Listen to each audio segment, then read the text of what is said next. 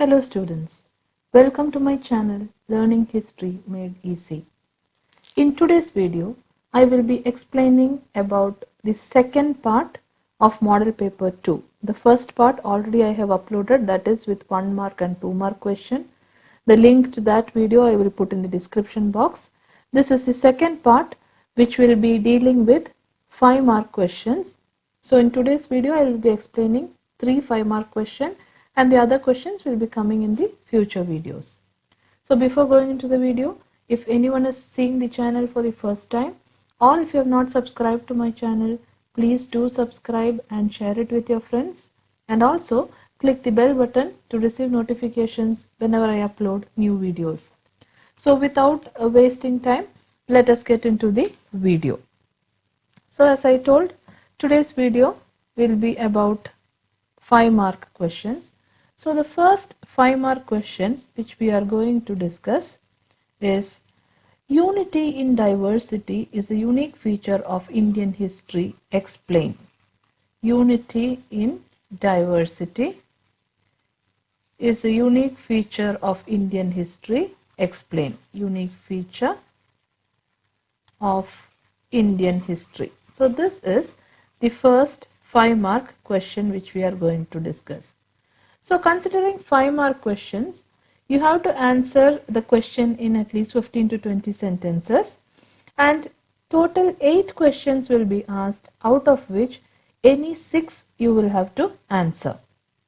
So 2 questions you can leave off. So out of 8 questions, any 6. So this is the first question which we are going to discuss.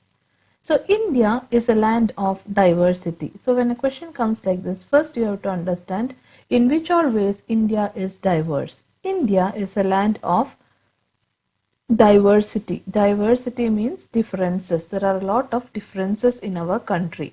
The first diversity is physical diversity.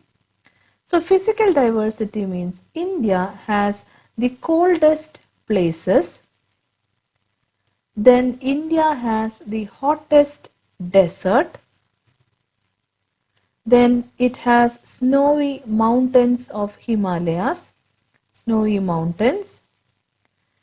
Then it has evergreen forest, coastal areas, etc. So the land of India is so diverse and so different in its physical features that it has the coldest place, the hottest desert, snowy mountain, evergreen forest, coastal area, everything together in one single country. That is how India is physically diverse. The next diversity is racial and linguistic diversity. Racial and linguistic diversity. Racial and linguistic diversity. So in racial diversity, India has people belonging to different races. In India, we have people belonging to different races such as Dravidians, Dravidian race, then Negroids, then Mongoloids, etc. So in India, we have people belonging to different races. So there is a racial diversity in India. So India is a land of diversity. First we saw the physical diversity.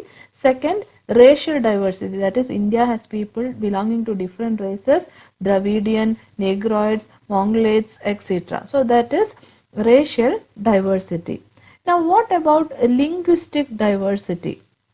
So regarding linguistic diversity, there are more than 1600 languages and dialects in India.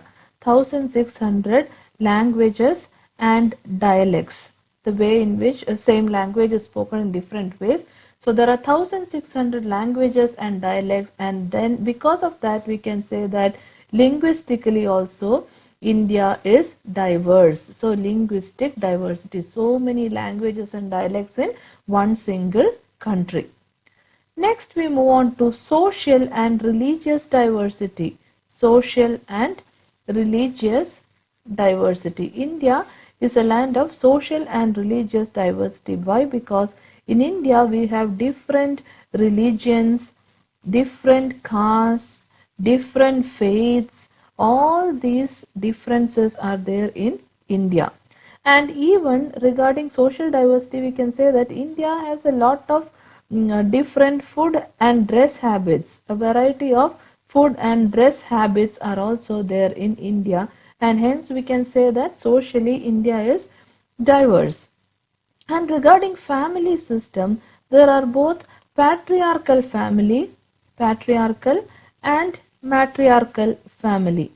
That is, patriarchal family, father is the head of the family, or male centered family. Matriarchal, mother is the head of the family. Different types of family systems, patriarchal and matriarchal family system. Patriarchal, father is the head; matriarchal family, mother is the head of the family. And regarding marriages also, different types of marriage system existed, that is monogamy, then polygamy and polyandry. So this were the different type of marriages which were practiced in our society. So in that also there was diversity. Monogamy is one man marrying one woman, polygamy one man marrying more than one woman, and polyandry one woman marrying more than one man. So that were the different types of marriages. So in India we have linguistic diversity, that is 1600 languages and dialects were spoken. Then there was social diversity, there are different religion, caste, faith, etc. And food and dress habits also are different. Then family system, patriarchal and matriarchal family system was there, and marriages, monogamy, polygamy, polyandry, all these different kind of marriages were practiced. And considering religion, we all know that India has different religions like Hinduism, then Jainism, Buddhism, Islam, Christianity. So many different types of religions also existed in our country. So that was what is said about religious diversity. India is a land of different religions like Hinduism, Jainism, Buddhism, Christianity, Islam, etc. So the next diversity which we are going to say is economic diversity. Economic diversity. So economic diversity, in India we have a lot of economic inequality. So in India is a land of economic inequality, and even the resources are distributed unevenly. We have different classes of people. Considering the economic inequality, we can say there are different classes of people like rich, poor, middle class, upper middle class. All these different classes of people are there in India. And in spite of all these diversities, there are certain unifying forces in India. So the last diversity which we saw is economic diversity. India is a land of economic inequality. The resources are distributed unevenly. That is, whatever resources are there in our country are distributed unevenly. That is why we have different classes like rich, poor, middle class, etc. In spite of all these diversities, there are certain unifying factors. So that is why India is called as a land of unity in diversity. So what are the unifying factors? In spite of all these differences, what are the unifying factors? The first one we can see is geographical unity. Geographical unity. If we consider geographical unity, Himalayas in the north, India has Himalayas in the north and ocean in the south. Oceans in the south. Both these geographical features, what they have done is they have isolated India from rest of the world, and it has formed a separate geographical unit. India has become a separate geographical unit. So even though there are so many physical diversities, the Himalayas in the north and oceans in the south have isolated India into a separate geographical unit. So this separate geographical unit called as India is the unifying factor. Okay, so even though so many differences are there, there is a geographical unity which has kept India as a separate geographical unit. So that is the first unifying factor. The second unifying factor we can say is administrative unity. Administrative unity. So regarding administrative unity, the basic thing is India has uniform system of administration. Uniform system of administration. That is, even though we have so many physical diversity, racial diversity, religious diversity, but rules and regulations are same for everyone. So there is a uniform system of administration, and this has base from Arthashastra of Kautilya. Okay, this uniform system of administration has its base from Arthashastra of Kautilya or Chanakya. And many old dynasties have also tried to bring political unity. Okay, so that is how we have administrative unity. The next one is uniform education and literature. Uniform education and literature. Uniform education and literature. So considering our ancient system of education, the ancient India had uniform education and literature, and Sanskrit language was commonly used in ancient India. Sanskrit language was commonly used, and Vedic literature also brought about a feeling of oneness. Vedic literature and Sanskrit language brought about a feeling of oneness in ancient India. But later, when British rule started, English became the common language. English became the common language. So, even India has a uniform system of education. Sanskrit, ancient India had uniform education and literature, and Sanskrit language and Vedic literature. Both these things were bringing a feeling of oneness among Indians. And later, during the British rule, English became the language of communication, that is common language of communication. So, we have administrative unity, uniform education and literature. The next unifying factor is religious and social ceremonies. Religious and social ceremonies. So considering religious and social ceremonies, India have diversities in different areas, but there is a social harmony in India, a oneness or a unity in India, and they participate in all religious ceremonies of each other. Okay, so social harmony, we can say that people from all religion participate in social ceremonies of each other. Social ceremonies of each other. So that celebrations bring a factor of unity among the people. So there is a social harmony, and people from all religion participate in the social ceremonies of each other. Then there are many recent changes which have brought unity among the people in spite of all the diversities. That is, first thing is our constitution, which brings uniform administration. Then many government policies are there. Then economic and social condition, we can say globalization. All these have reduced the differences between religion, caste, etc. Reduced differences between religion, caste, etc. Now it is not like before. Now, because of globalization, because of government policies, constitutions, the differences between religion, caste, etc. and all have reduced. People have started sharing their food habits, customs, traditions, all with each other. People started sharing their food habits, then their customs, traditions, etc. with each other.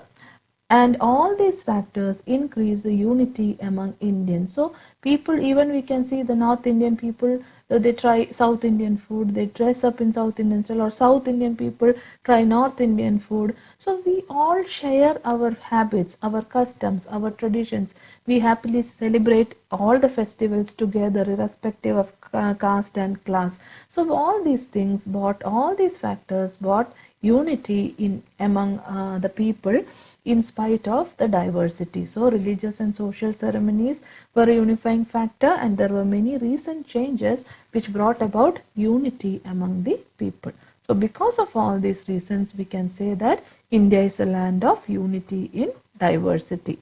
So that is the answer for the first question. Unity in diversity is a unique feature of Indian history. Explain. So just let us see the question and answer once more. Question is, unity in diversity is a unique feature of Indian history. Explain. India is a land of diversity. Physical diversity. India has the coldest places, hottest desert, snowy mountain of Himalayas, evergreen forest, coastal areas, etc. Racial and linguistic diversity. India has people belonging to different races like Dravidian, Negroids, Mongolids, etc. Linguistic diversity is also a unique feature of India. There are more than 1,600 languages and dialects in India. Social and religious diversity. India is regarded as a land of diverse religion, caste, faith, language, etc. India also has a variety of food and dress habits. It has both patriarchal, matriarchal family system and monogamy, polygamy and polyandry were practiced. India also is a land of different religions like Hinduism, Jainism, Buddhism, Christianity, Islam, etc. Economic diversity. India is a land of economic inequality and resources are distributed unevenly. We have different classes of people in India like rich, poor, middle class, etc. In spite of all these diversities, there are many unifying forces which have kept India united. Geographical unity. Himalayas in the north and ocean in the south have isolated India from rest of the world and formed a separate geographical unit. Administrative unity. India has a uniform system of administration which has its base from Arthashastra of Chanakya. Many old dynasties of India like Maurya, Gupta, etc. have tried to bring political unity. Uniform education and literature. Ancient India had uniform education and literature, and Sanskrit language and Vedic literature brought a feeling of oneness. Later, during the British rule, English became the common language. Religious and social ceremonies. Indians have diversity in different areas, but they lead a life of harmony and participate in the religious and social ceremonies of each other. Recent changes. Our constitution, government policies, economic and social condition, and globalization have reduced the differences among religion, caste, etc. People share their food habits, customs, traditions, etc. with each other. All these factors increased unity among Indians in spite of diversity. So this is the first 5-mark question which we discussed. Now let us move on to the second 5-mark question. The second question is about the achievements of Chandragupta Maurya. Write about the achievements of Chandragupta Maurya. So this is the next question. Achievements of Chandragupta Maurya. So he was the founder of Mauryan dynasty. So the first point about the dynasty, he was the founder of Mauryan dynasty. And he was helped by Chanakya in the establishment of the empire. So Chanakya helped him in establishing the Mauryan dynasty. Now the question is about achievements. So we have to write about the conquest of Chandragupta Maurya. So the first conquest is conquest of Punjab and Magadha. Conquest of Punjab and Magadha. He built a strong army under the guidance of Chanakya. So as already we have studied, Chanakya helped him in establishing the empire. So his army was very strong. He built a strong army under the guidance of Chanakya and defeated the rulers of Punjab and captured it. So first is he defeated rulers of Punjab, and after defeating he captured the area. And he killed the last Nanda ruler. Chandragupta Maurya, he killed the last ruler of Nandas, last Nanda ruler. His name was Dhanananda, and laid the foundation of Mauryan Empire. So this was his first achievement. So conquest of Punjab and Magadha. Chandragupta Maurya built a strong army under the guidance of Chanakya and defeated the rulers of Punjab and captured it. He killed the last Nanda ruler Dhanananda and laid the foundation of Mauryan Empire. So the next conquest of Chandragupta Maurya was his war with Seleucus. War with Seleucus. Now Alexander had established the control over northwestern part of India. So the first personality who came here is Alexander. He had established control over the northwestern part of India. Northwestern part of India, and in this northwestern part of India, he had nominated his representatives to rule. He was not directly ruling, his representatives were ruling. Chandragupta first of all defeated them and he conquered the territories. So Chandragupta, he defeated these representatives and he conquered the territories of northwestern part of India. Now after the death of Alexander, the next person who came was Seleucus. After the death of Alexander, Seleucus became the master of Greek Empire.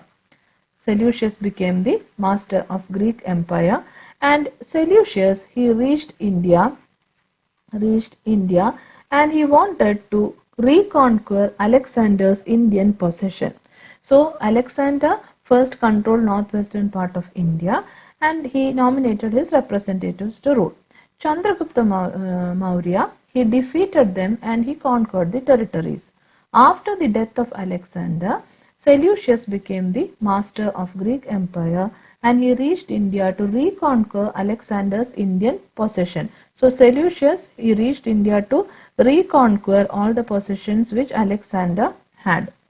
And Chandragupta defeated him also, and Seleucus had to conclude a treaty with him. So Chandragupta again became successful. Chandragupta defeated him also, defeated Seleucus also, and Seleucus had to conclude a treaty with him. So finally Seleucus agreed to conclude a treaty, or an agreement was made between Seleucus and Chandragupta. So according to the treaty, he gave Chandragupta Maurya a large territory. So Seleucus, according to the treaty, gave Chandragupta a large territory. And this territory included places like Kabul, then Afghanistan, Kandahar,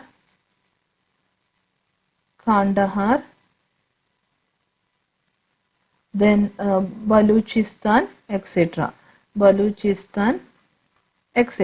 So Seleucus concluded a treaty with Chandragupta and he gave Chandragupta a large territory which included Kabul, Afghanistan, Kandahar, Baluchistan, etc. So like that, Chandragupta was given many places. Seleucus also, what he did, Seleucus gave his daughter in marriage to Chandragupta Maurya.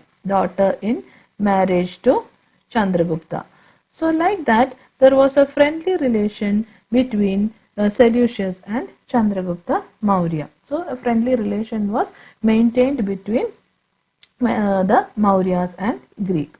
Now later, Megasthenes was sent as an ambassador to Patliputra. Megasthenes was sent as an ambassador to Patliputra by Seleucus.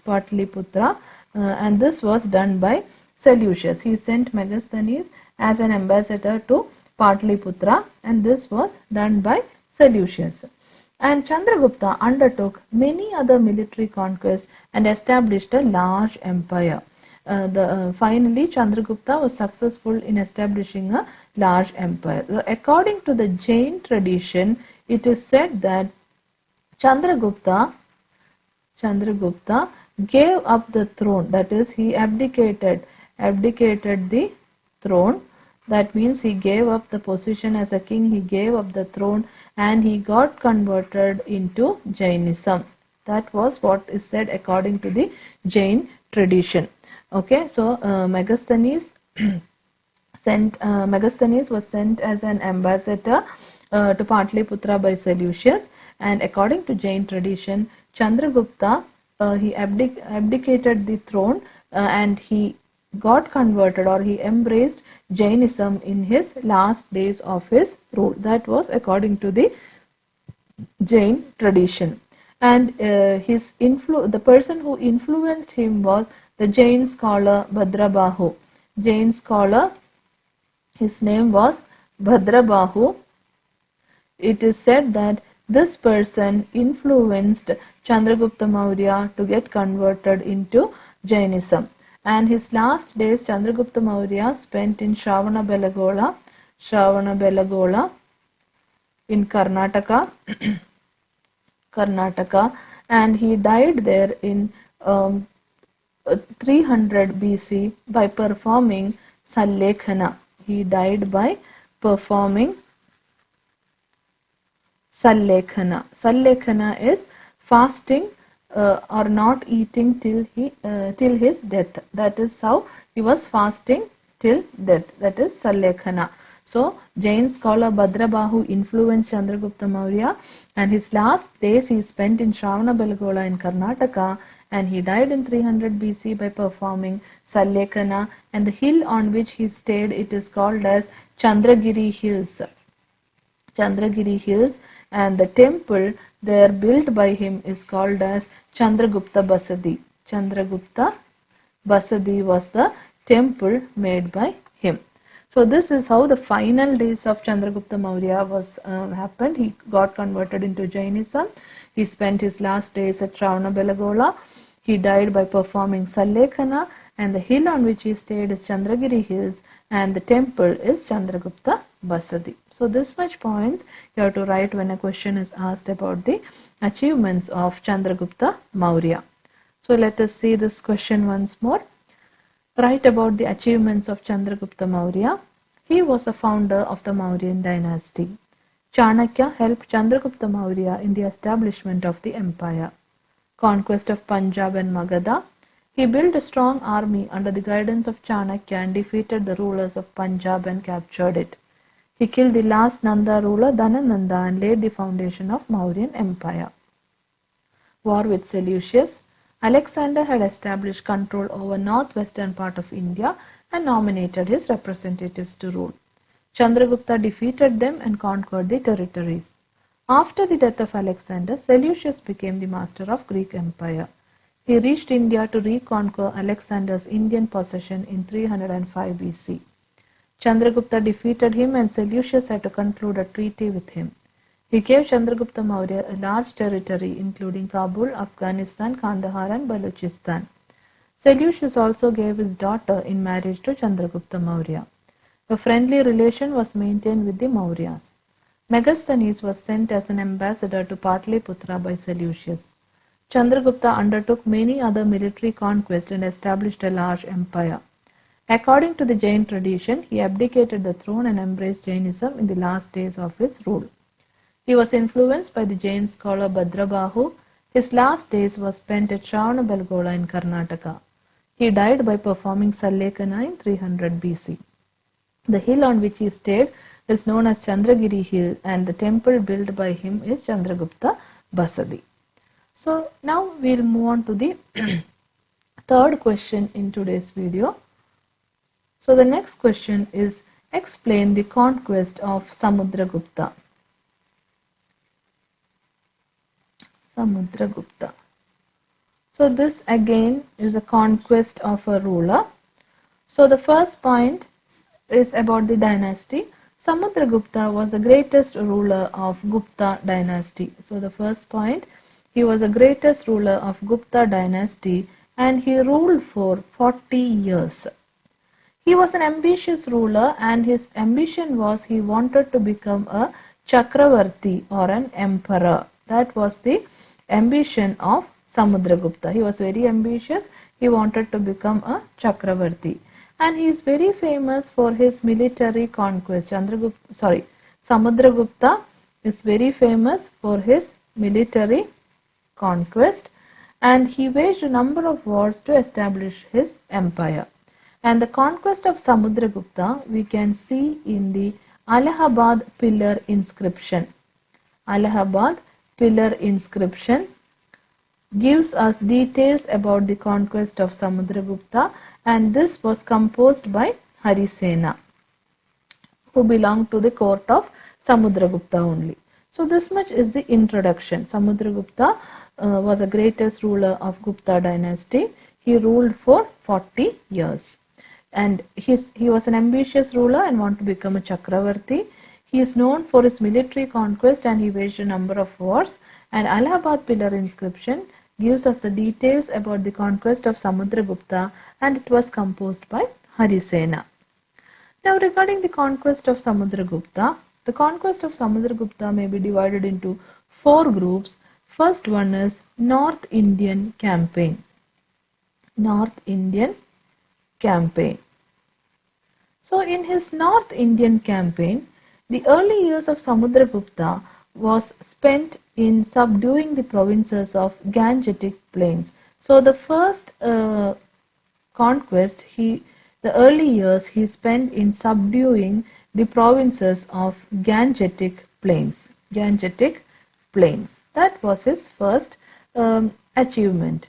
Then later he defeated 9 kings in North India. So considering his North Indian campaign, he defeated 9 kings in North India. 9 kings were defeated by Samudragupta, and after defeating these 9 kings, he called it Digvijaya.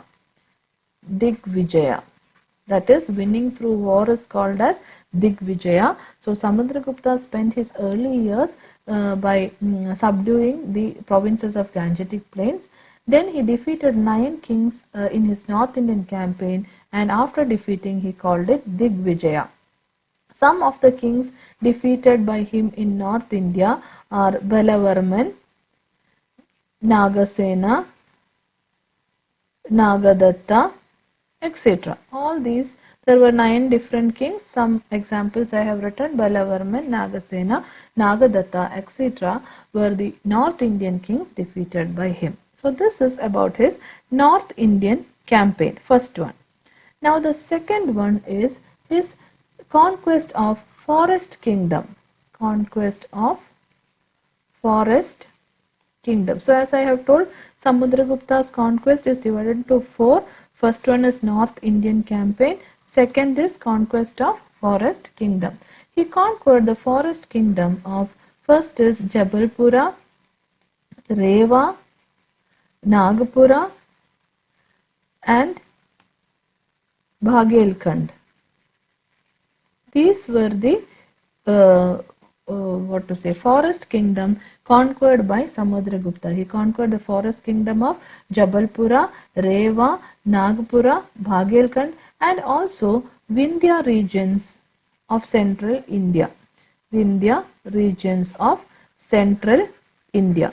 So this was the forest kingdom conquest done by Samudragupta. He conquered Jabalpura, Rewa, Nagpura, Bhagelkhand and Vindhya region of central India.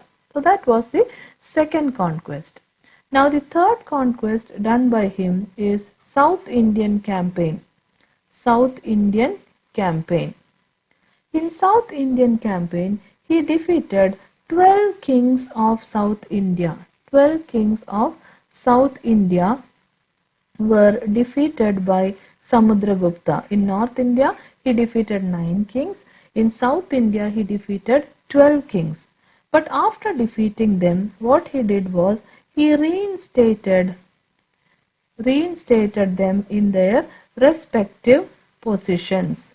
That means he allowed them to stay in their own kingdom in their respective positions even after the conquest. He did not make them run away from their empire, or he did not put them in prison, but he allowed them to stay in their respective positions in their own empire.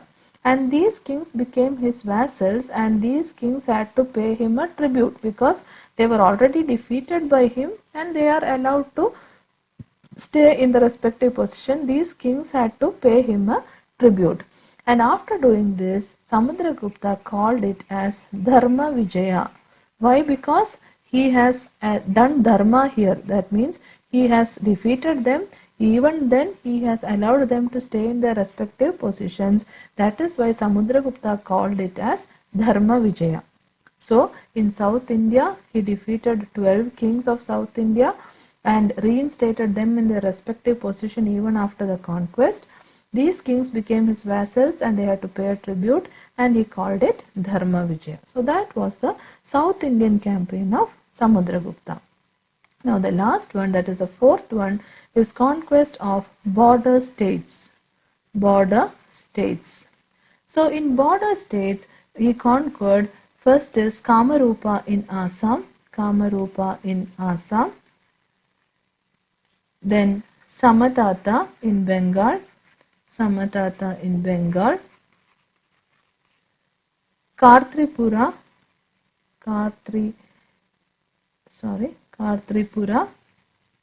in Punjab, and Rohilkhand. So all these were the border states conquered by Samudragupta. The border states conquered by him were Kamarupa in Assam, Samatata in Bengal, Kartripura in Punjab, and Rohilkhand. And after doing all these four conquests, what he did was he performed Ashwamedha sacrifice. Ashwamedha sacrifice. Why he did this? To commemorate his victory. Commemorate his victory. To show the happiness for his victory, he performed the Ashwamedha sacrifice and he took the title. After performing Ashwamedha sacrifice, he took the title Ashwamedha Parakrama. So Samudragupta was called as Ashwamedha Parakrama because he did Ashwamedha sacrifice to commemorate his victory. He also issued many gold coins with the figures of horses on them. Now if we finally see about the extent of Samudragupta's empire, his empire extended from Kashmir in the north, to Tamil Nadu in the south,